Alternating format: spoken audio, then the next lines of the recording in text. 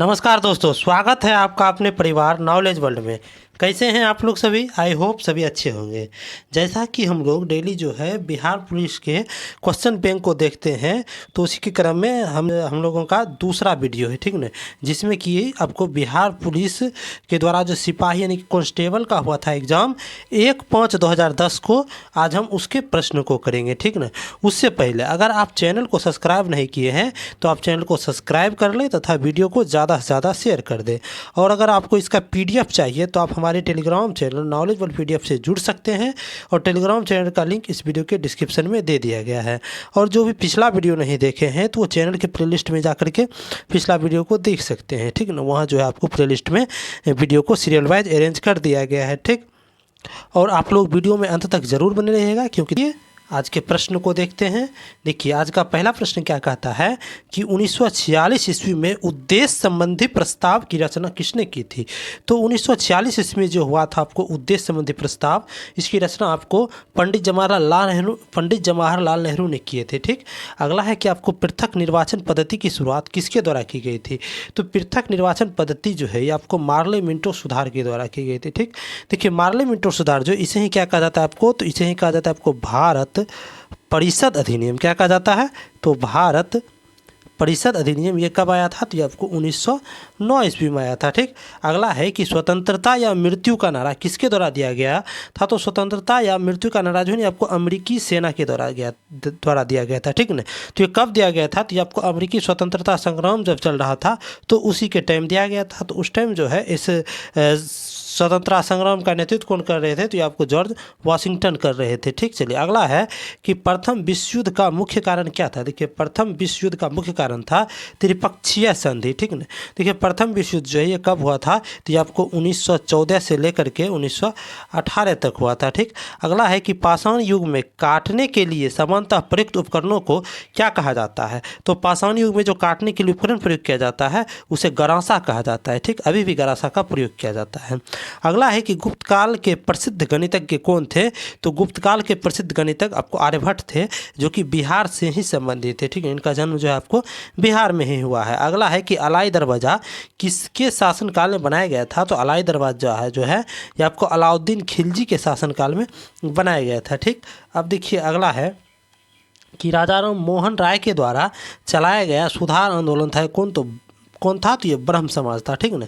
ये देखिए, ब्रह्म समाज है, तो ये ब्रह्म समाज का कब चलाया गया था ये आंदोलन? तो ये आपको 1828 ईस्वी में चलाया गया था, ठीक। अगला है आपको कि थियोसॉफिकल सोसाइटी की स्थापना किसके द्वारा की गई थी? तो थियोसॉफिकल सोसाइटी जो है ये आपको मैडम ब्लावात्स्की तथा कर्नल ओलकट के द्वारा किया गया था।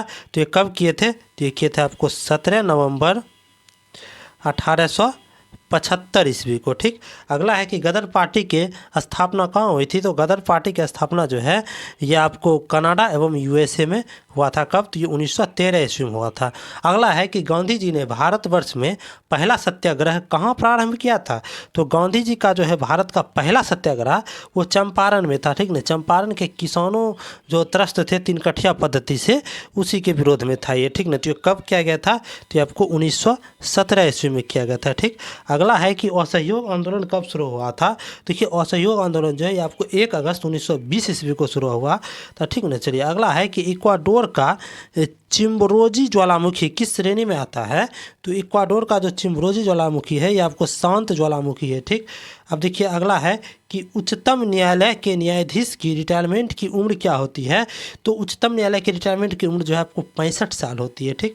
अगला है कि राज्य का एक सबसे मूलभूत तत्व क्या है? तो ये आपको संप्रभुता है राज्य के एक मूलभूत तत्व, ठीक। अगला है कि संयुक्त राष्ट्र अंतर्राष्ट्रीय बाल आपातकाल फंड का लघु रूप क्या है? तो ये देखिए, संयुक्त राष्ट्र का जो है बाल आपातकाल फंड, इसका लघु रूप आपको यूनिसेफ है, ठीक। देखिए, अगला है कि एक चाबी भरी हुई कमानी में किस प्रकार की ऊर्जा होती है? देखिए, चाबी भरी हुई कमानी है तो यानी रुका हुआ है, मतलब स्थिर है, तो इसमें क्या हो जाएगा? आपको स्थितिज ऊर्जा हो जाएगा, ठीक। अगला है कि एक रॉकेट किस सिद्धांत पर कार्य करता है? देखिए कोई भी रॉकेट है ये न्यूटन के गति के तृतीय नियम पर कार्य करता है, यानी कि क्रिया के बराबर जो है ना आपको विपरीत प्रतिक्रिया होता है। ठीक, अगला है कि घरेलू खाना पकाने की गैस जो होती है जिसे द्रवित पेट्रोलियम गैस यानी कि एलपीजी कहते हैं, इसमें मुख्य रूप से क्या होता है? तो इसमें देखिए ब्यूटेन रहता है और आपको आइसोब्यूटेन की द्रवित रूप रहता है, ठीक, यानी कि लिक्विफाइड रहता है। ठीक, अगला है कि रदरफोर्ड के अल्फा कण प्रकीर्णन प्रयोग द्वारा किसकी खोज हुई थी? यानी कि रदरफोर्ड के जो अल्फा कण है उसके प्रकीर्णन प्रयोग द्वारा जो है आपको प्रोटॉन की खोज हुआ था। ठीक, अगला है कि वह सेल जिसमें कि विद्युत धारा का उत्पादन रासायनिक अभिक्रिया के फलस्वरूप होता है वह क्या कहलाता है? तो वो कहलाता है आपको विद्युत रासायनिक सेल कहलाता है। ठीक, अब देखिए अगला है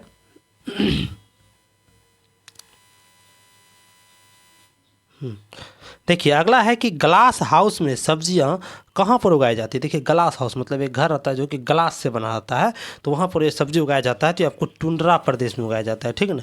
अगला है कि विद्युत रेखा के समीप तापमान सबसे अधिक होता है क्यों? यानी सॉरी विषुवत रेखा के समीप तापमान सबसे अधिक होता है क्यों? देखिए विषुवत रेखा के समीप सबसे तापमान अधिक इसी कारण से होता है, वहाँ पर जो है ना आपको ताप छोटे क्षेत्र में केंद्रित होता है, इसी कारण से होता है। ठीक, अगला है कि कौन सा कारक विषम जलवायु प्रकार के लिए मुख्यतः उत्तरदायी है?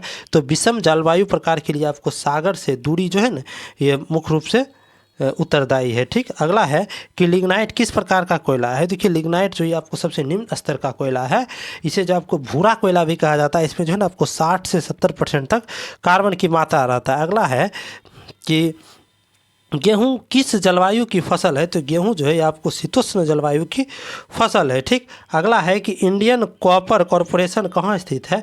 तो इंडियन कॉपर कॉरपोरेशन जो है आपको घाटशिला में स्थित है। ठीक ना, ये घाटशिला में स्थित है। इसकी स्थापना कब हुआ था? तो ये आपको 1930 ईस्वी में इसकी स्थापना हुआ था। तो स्थापना कौन किया था? एक ब्रिटिश कंपनी था, वही स्थापना किया था। ठीक, अगला है कि वायुमंडल की कौन सी परत है जो कि पृथ्वी पर रेडियो प्रसारण के लिए उत्तरदायी है? तो पृथ्वी पर जो है रेडियो प्रसारण उसके लिए उत्तरदायी है आपको आयन मंडल। ठीक, अब देखिए अगला है कि स्टेलेक्टेलाइट स्थलाकृति का निर्माण किसके द्वारा होती है? तो स्टेलेक्टेलाइट जो स्थलाकृति है ये भूमिगत जल के द्वारा होती है। ठीक, अगला है कि विधान परिषद के सदस्य का कार्यकाल कितने वर्ष का होता है? तो विधान परिषद के सदस्य के कार्यकाल जो है 6 वर्ष का होता है। ठीक, अगला है कि नीति निर्देशक तत्व सरकार के मार्गदर्शन हेतु किसके द्वारा स्थापित किए गए हैं? तो नीति निर्देशक तत्व जो है संविधान के द्वारा स्थापित किए गए थे। ठीक है, तो नीति निर्देशक तत्व जो है भारत के संविधान में कहाँ से लाया गया था? तो आपको आयरलैंड से लाया गया था और इसका वर्णन जो है आपको भाग 4 में है। ठीक है, और अनुच्छेद कितना से कितना तक है? तो ये कहाँ से कहाँ तक अनुच्छेद में स्थित है? तो ये आपको अनुच्छेद 36 से लेकर के 51 तक में स्थित है। ठीक, अब देखिए अगला है कि पंचायती राज संस्थाओं के लिए जिला स्तर पर सर्वोच्च अंग क्या होता है? तो पंचायती राज संस्था के लिए जो है ना जिला स्तर पर सर्वोच्च अंग ये आपको जिला परिषद है। अगला है कि पंचशील किस देश के बीच समझौता हुआ था? तो पंचशील जो है आपको भारत और चीन के बीच हुआ था समझौता। ठीक ना, तो ये पंचशील समझौता जो हुआ था किसके बीच? तो भारत और चीन के बीच। तो ये कब हुआ था? तो ये आपको 1954 ईस्वी में हुआ था। ठीक, अगला है भारत ने एक समझौते के तहत संयुक्त राष्ट्र को अपनी कौन सी सेना भेजने पर सहमति दी?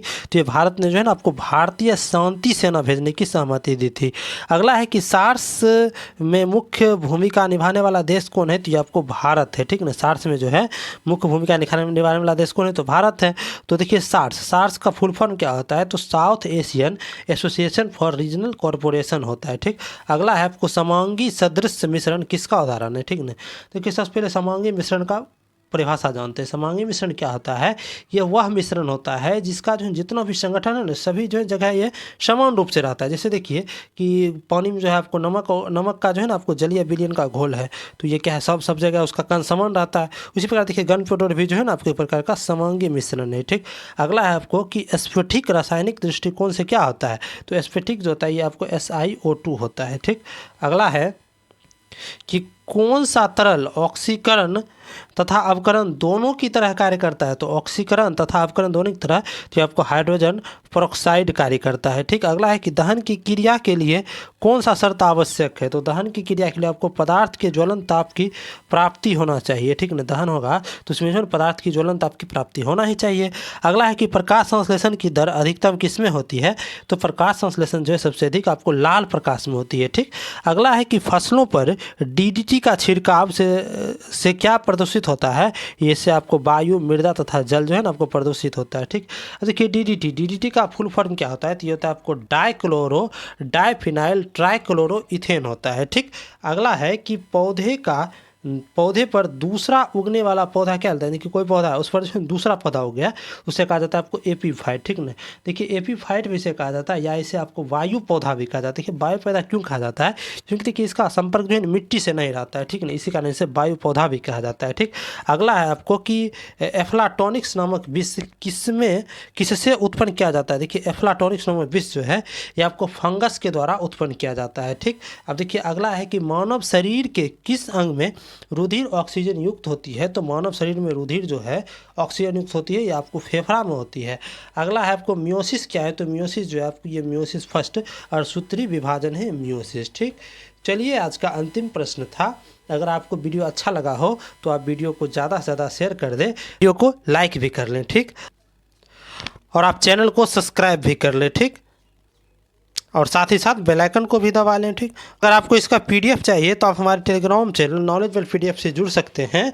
वहाँ पर जो है इसका प्रिंटेबल पीडीएफ जो है आपको अपलोड कर दिया गया है। ठीक ना, तो उस टेलीग्राम चैनल का लिंक, आप टेलीग्राम चैनल से जुड़िएगा कैसे, तो या तो आपके टेलीग्राम पर सर्च कीजिएगा नॉलेजबल पीडीएफ, तो ये हमारा लोगो देख करके आप वहाँ पर आप ज्वाइन हो जाइएगा। ठीक ना, और या तो आप इसका देखिए लिंक जो है आपको इस वीडियो के डिस्क्रिप्शन में भी दे दिया गया है, वहाँ से भी आप चैनल से जुड़ सकते हैं। ठीक, तो चलिए वीडियो में अंत तक बने रहने के धन्यवाद। मिलते हैं अगले वीडियो में।